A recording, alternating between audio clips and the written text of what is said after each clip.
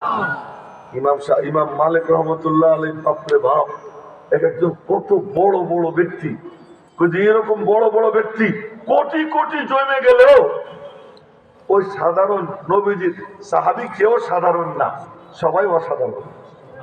তারপরেও আবু বকরের তুলনায় তো সাধারণ, ওমরের তুলনায় তো কি সাধারণ। আবু বকর কে? আবু বকর হলেন, নবীজি বলেন পিছনের উম্মত এমন কেউ আসে নাই, আগামীতেও কেউ এরকম আসবে না, নবীদের পরে এই এক পিসি আল্লাহ তাআলা দুনিয়ায় পাঠিয়েছেন। আবু বকরের তুলনায় তো সাধারণ। তো কোন সাধারণ একজন সাহাবী যে ইমানের সাথে নবীজির দেখছে, নবীজির চোখের দিকে তাকাইছে। মনে রাখবেন আমাদের নবী কাকে বলে? আমাদের নবী তিনি যিনি এই চোখ দিয়ে ডাইরেক্ট আল্লাহ পাককে দেখছেন। কালা পাঞ্জাবি গাল বেড়ে দিয়ে নিচের দিকে চেয়ে রয়েছ। হ্যাঁ তোরে কইছি তুই এবার কি দেখিস? আমার দিকে তাকা, গালের থেকে হাত সরা। হ্যাঁ এদিকে চেয়ে দেখ। আমি কিন্তু বক্তা না, আমি কিন্তু মুদাররিস পড়াই, এদিকে চেয়ে দেখ।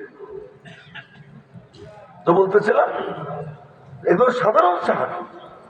ওই সাধারণ সাহাবী বলে ওই ইমাম মালিক, ইমাম শাফি, ইমাম আবু হানিফা, সুফিয়ান সাউরি, আব্দুল্লাহ ইবনে মুবারক, এদের মতো কয়েক কোটি বাটলেও সাহাবীর পায়ের আঙ্গুলের সমান হবে না। কেন? তারা নবীজিকে যেই চোখ দিয়ে নবীজি আল্লাহকে দেখছেন ওই চোখের দিকে ঈমান নিয়ে তারা তাকাইছে। ওইটা কোথায় পাবো না? তোমরা তো ফ্রিজ, এই ফ্রিজ থেকে ওই ফ্রিজ, ওই ফ্রিজ থেকে ওই ফ্রিজ, এই কলম থেকে ওই কলম, ওই কলম থেকে ওই কলম, নবীজির থেকে সাহাবীদের কলম, সাহাবীদের থেকে তাবেঈনের কলম, তাবেঈনের কলম থেকে তাবেঈনের কলম। ওই যে একজন নিচের দিকে তাকান, হুজুর হন আর যেই হন সবাই কিন্তু এক, মাথাকেও নিচের দিকে দিবেন না একবার। আমি তাকাইলে যেন কাউকে না দেখি যে মাথা নিচের দিকে, এটা মনে রাখবেন।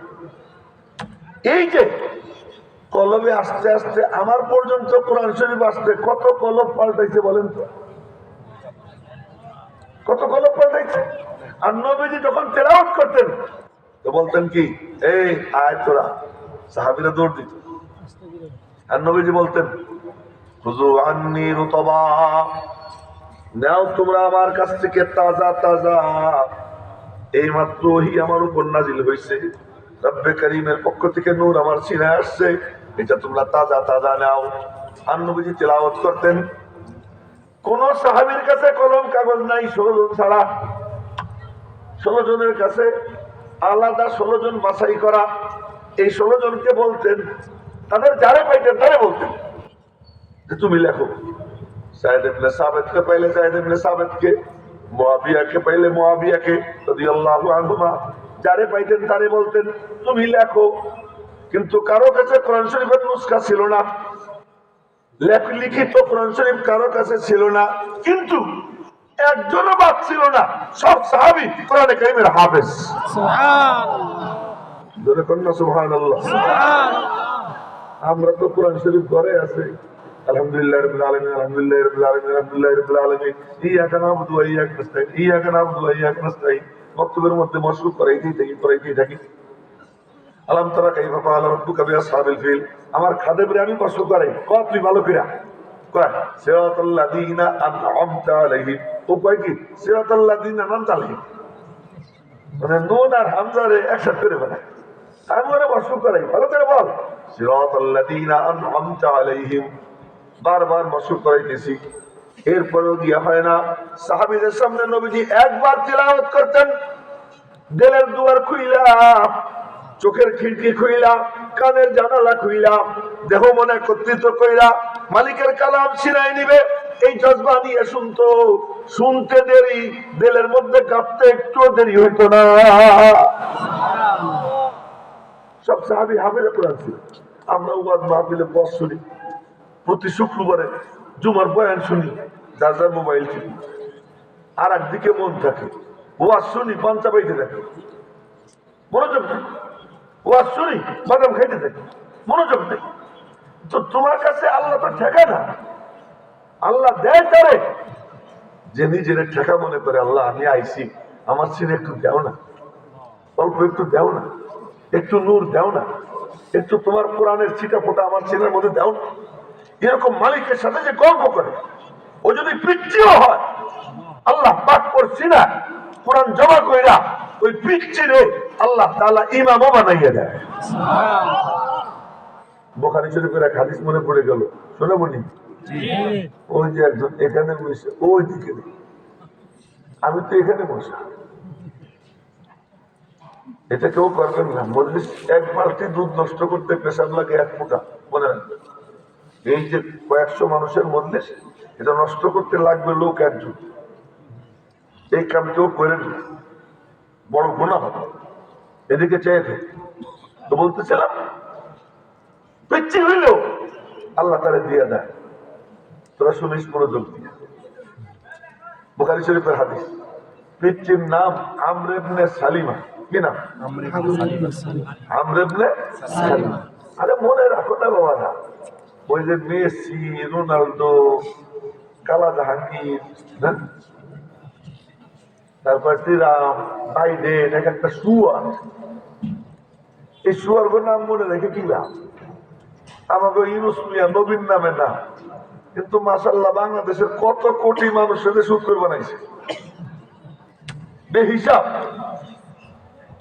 তার নাম মনে রেখে আমার কি লাভ? কিন্তু তুমি আমর ইবনে সালিমা নাম মনে রাখো, তুমি মুয়াবিয়া নাম মনে রাখো, তুমি আবু বকর, ওমর, উসমান, আলী, তালহা, জুবায়ের, সাদ ইবনে আবি ওয়াক্কাস, আব্দুর রহমান ইবনে আউফ, সাঈদ ইবনে যায়েদ ইবনে আমর ইবনে নুফাইল, আবু উবাইদা ইবনুল জাররাহ, ওনাদের নাম মনে রাখো। এই নাম মনে রাখলে কি হবে জানো? কিয়ামতের দিন এই এক একজন মিছিল নিয়ে জান্নাতে রওনা হবে। মিছিল নিয়ে হাজারো লাখো মানুষের মিছিল নিয়ে জান্নাতে রওনা হবে। তুমি কবা, আমি আপনার নাম সিনার মধ্যে রাখছিলাম, আমি আপনারে মহব্বত করতাম। এ যদি কইতে পারো তো আল্লাহ পাক ওই মহব্বতের বরকতে ওই মিছিলে তোমাকে শরীক হওয়ার তৌফিক দিয়ে দেবে। জোরে কইলো না সুবহানাল্লাহ সবাই মিলে। এজন্য পিচ্ছি একজনের নাম নিলাম আমর ইবনে সালিম। আমর ইবনে সালিমা নিজে বলে, আমি কিন্তু কোন চ্যানেল আইয়ের সংবাদ শুনাইতেছি না, প্রথম আলোর সংবাদও না, হ্যাঁ, যমুনা টিভির সংবাদ না, বুখারী শরীফের হাদিস শুনাইতেছি। আর এই হাদিস যখন বলবো, এই মজলিসের মাঝে, রওজা পাকের মাঝে কোনো বেড়া, কোনো দেয়াল, কোনো পর্দা থাকবে না। রওজা পাক থেকে সোজা এই মজলিসের মধ্যে নূরের তাজাল্লি পড়তে আরম্ভ হয়ে যাবে। আমর ইবনে সালিমা পিচ্ছি, উনি বলেন কি, হাঁটু ছেড়ে দেন স্যার, হাঁটু ছেড়ে দেন, হ্যাঁ, আসন দিয়ে আমার দিকে চেয়ে থাকে, মনোযোগ। উনি বলেন, কুনতু আতালাক্কার রুকবান, রাস্তার কোনায় দাঁড়াই থাকতাম, শিবপুরের মোড়ে দাঁড়াই থাকতাম, মক্কা শরীফ যাওয়ার যে মোড়, ওই মোড়ের মধ্যে দাঁড়াই থাকতাম। দেখতাম উঠে চড়া চড়া লোকজন যায়, তো বলতাম, চাচ্চুরা কই যান? তো তারা বলতো, নবীজির নাম নিয়ে তার কাছে যাই। আমি দাঁড়াইয়ে থাকতাম। ফেরার সময় আবার বলতাম, চাচ্চু কি বলছেন উনি একটু বলেন, উনি কি বলছেন একটু বলেন। ওনারা কোরআন শরীফ পড়ে শুনাইতেন। যখন শুনাইতেন মনে হইতো যেন আমার কলমের মধ্যে পড়তেছেন। সুবহানাল্লাহ কয় না ভালো করে, আমার কলমের মধ্যে পড়তেছে। আল্লাহর কি ইচ্ছা, কয়েকদিন পরে আমার বংশের সবাই মুসলমান হয়ে গেছে। ওই পিতৃর বংশের সবাই কি হয়ে গেছে? মুসলমান। নবীজি বললেন, যাও সবাই বাড়ি যাও, নামাজের টাইম এলে একজন আজান দিবা, ওয়ালিয়া উম্মুকুম আকসারুকুম কুরআনা, আর তোমাদের মধ্যে যার সিনায় কোরআন বেশি ও যেন ইমামতি করে, ও যেন ইমাম হয়। তাই এখন আসছি বাড়িতে, নামাজের টাইম হয়েছে, আজান দিচ্ছে, এখন ইন্টারভিউ বোর্ড বসছে, কোরআন শরীফ কার বেশি মুখস্থ? এখন দেখে আমারই বেশি মুখস্থ। তখন আমার বয়স কত জানিস তোরা? বলে কত? ওয়ানা ইবনু সিত্তিন আও সাবঈ সিনিন, তখন আমি 6 বা 7 বছরের বাচ্চা। সুবহানাল্লাহ কয় না ভালো করে? এখানে যে কয়টার চেহারা দেখতেছি একটাও 6 এর নিচে নেই, একটাও 6 এর নিচে নেই। 8, 9, 10 এরকম আছে বাচ্চা যেগুলো দেখতেছি চেহারা কিন্তু তো বয়স বলতে তাই তো 6-এর নিচে একটা মানে তখন আমি 6 বা 7 বছরের বাচ্চা। তখন তো বয়স টয়সের কোনো ব্যাপার ছিল না। নামাজের নবীজি দাঁড়াইতেন, কোন সাহাবী এসে সালাম দিত, সালামের জবাব দিয়ে বলতেন বসো, কথা পরে হবে, নামাজের মধ্যে বলতেন। আমার নামাজ চলতে থাকতো, এর মধ্যে একজন এসে নামাজের শরীক হইতেছে, জিজ্ঞেস করতো এই কয় রাকাত হয়েছে, এই 2 রাকাত হয়েছে, কথা বসলেন, নামাজ চলতেছে, নামাজ ভাঙতো না। এসে জিজ্ঞেস করতো আগের রাকাতে নবীজি কি কিরাত পড়ছেন, সূরা বুরুজ পড়ছে, কথা বসলেন, নামাজ শেষ করে কথা বলবেন। এই সমস্ত কথায় নামাজ ভাঙতো না। বয়স কত, ওই টাইমে এত বয়স হলে ইমাম হইতে পারবে এরও কোনো বিধিবিধান আসে নাই। নবীজি বলে দিচ্ছেন কোরআন যার বেশি সিনা, কোরআন যে ভালো করতে পারে ইমামতি সে করবে। এই পুরো গোষ্ঠীর মধ্যে চ্যাম্পিয়ন হয়ে গেলাম আমি 6 বছরের পোলা। সুবহানাল্লাহ, সুবহানাল্লাহ কয় না ভালো করে। এখন যে নবীজি বলছেন কোরআন শরীফ যার সিনাই বেশি ইমামতি তো সেই করবে, যা তুই ইমাম, তার ইমাম বানাই দিছে। পোলা মানে পরে কি হাফ প্যান্ট পরে আমাদের জামানা, আমাদের কাছে সে কি পড়তো, এটা গামছা গুমছা পড়তো, গামছা গুমছা পড়তো, গামছা গুমছা পইরা পদু টুদু করে আল্লাহু আকবার ইমামত শুরু করে দিছে। যখন সিজদায় যাইতো সদরঘাট পুরো দেখা যেত। উনি নিজে বলতেছেন যে বুখারী শরীফে হাদিস ছিল,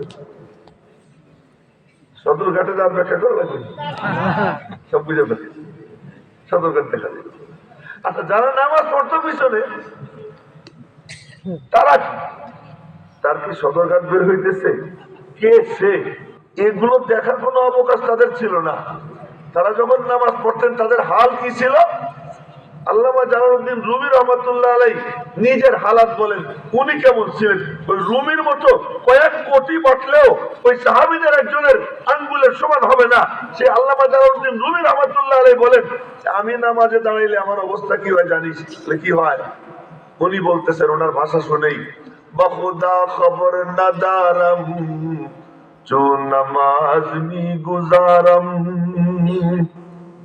बखुदा खबर नदारम जो नमाज में गुजारम, के तमाम शुद रुकुए के इमाम शुद फुलाने। খুদার কসম নামাজে যখন দাঁড়াই আমি বুঝতেই পারি না রুকু কখন শেষ হইল, আমি টেরই পাই না ইমামতি কে করতেছে, আমার কোনো খবর থাকে না। মালিকের মধ্যে এমন ডুবা ডুবি। এগুলো আল্লামা জালালউদ্দিন রুমি বলেন। ওনার কথা বাদ দিলাম, এই যে মওদুদ মাদানী সাহেব আসতেছেন ওনার দাদা, আবার আমার হলো দাদা উস্তাদ, আল্লাহ সুবহানাল্লাহ, আমার হলো কি দাদা উস্তাদ, আমার উস্তাদ আল্লামা নাসির আহমদ খান সাহেব রহমতুল্লাহ আলাইহি। দেওবন্দে ওনার কাছে আমি বুখারী শরীফ আউয়াল পড়ছি, বাংলাদেশে বুখারী শরীফ আউয়াল পড়ছি আল্লামা কাদিম মুতাসিম বিল্লাহ রহমতুল্লাহ আলাইহি। বুখারী শরীফ সানি পড়ছি দেওবন্দে গিয়া আল্লামা আব্দুল্লাহ কাদুমি রহমতুল্লাহ আলাইহির কাছে। আর এই তিনজন পুরো বুখারী শরীফ পড়ছেন যার কাছে, ওনার নাম শাইখুল ইসলাম হুসাইন আহমদ মাদানী। তাহলে উনি আমার দাদা উস্তাদ, কথা কি বুঝতে পারতেছি? আচ্ছা, এখন শোনেন, উনি রেল স্টেশনে গেছেন, সফর কথার কথা, এখন বাঁচতেছে 9টা বাজার 5 মিনিট বাকি, ট্রেন ছাড়বে 9টা 10-12 মিনিট বাকি আছে। এমন সময় খাদেমদেরকে বললেন ট্রেন আসতে তো 10-12 মিনিট বাকি আছে, আমি 2 রাকাত নামাজ পড়ে নিই। ওই রেল স্টেশনে নামাজ দাঁড়িয়ে গেছে, ওখানে যে ফ্লোরে নামাজ দাঁড়িয়ে গেছে। আল্লাহ, নামাজে দাঁড়াই গেছে তো দাঁড়াইছে, এখন ট্রেন আসছে, ট্রেন আসলে গোপনে আসে না, ট্রেন যখন আসে পুরো এলাকা খবর হয়ে যায়, বিল্ডিং কাঁপে, জমিন কাঁপে, সব কাঁপে, এসে ওই নামাজ দাঁড়িয়ে গেছে। আমরা হইলে সাগরেতরা পাশে দাঁড়িয়ে মিস কল দিত, নিজেরা কইতো কি করা যায়, ট্রেন এসে গেছে, হুজুর তো নামাজ পড়তেছে, মানে মিস কল দিত হুজুর। কিন্তু ওনার পাশে যাওয়া দাঁড়ানো ওনার খাদেম, কারো হিম্মত নেই তুই শব্দ করো, উনি নামাজে দাঁড়াই গেছে।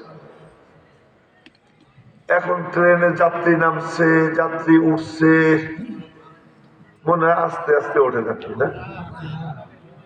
যাত্রী নামে, যাত্রী ওঠে, সব কমপ্লিট হয়, ট্রেন ছাড়ার টাইম হয়, ট্রেন ছাড়তে সময় চুপচাপ ছাড়ে না, কিছু একটা ধমক দিয়ে ছাড়ে, একটা ধমক দেয়, এমন একটা আওয়াজ করে। ওই আওয়াজও করছে, ওই আওয়াজ মানে ট্রেন এখন যাত্রা করবে, হুইসেল দিয়ে দিছে। এখন ট্রেন আর নড়ে না।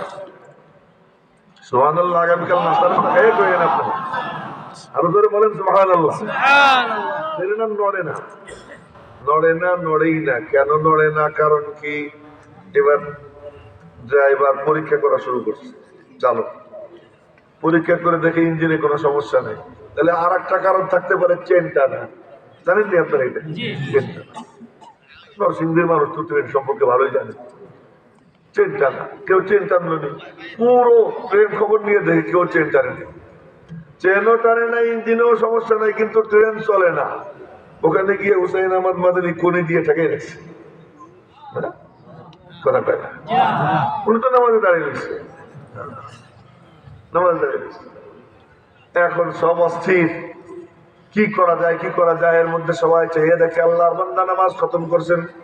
নামাজ খতম করে ধীরে ধীরে ধীরে ধীরে হেঁটে হেঁটে শান্ত পায়ে ট্রেনে উঠে সিটে বসছেন। উনি বসার সঙ্গে সঙ্গে ট্রেন চালু হয়ে গেছে। এ যদি হয় সাইদুল ইসলাম হুসাইন আহমদ মাদানীর অবস্থা, তাহলে ওনার যারা পূর্বসূরি তারা কে বলছে, তারা কে বলছে।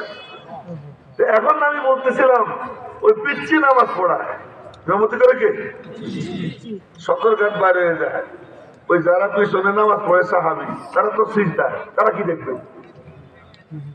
আমাদের মতো নিজের হুজুর এখনো সিজদার থেকে মাথা উঠাইতেছে না, মাথা উঠে দেখে কি অবস্থা, হুজুর ভালো আছে না কি অবস্থা হয়েছে। তারা তো ডোবা। আরে সাহাবিরা কেমন নামাজি ছিলেন, এ মনোযোগ দিয়ে সবাই, মাথা নাড়াইন নাকি।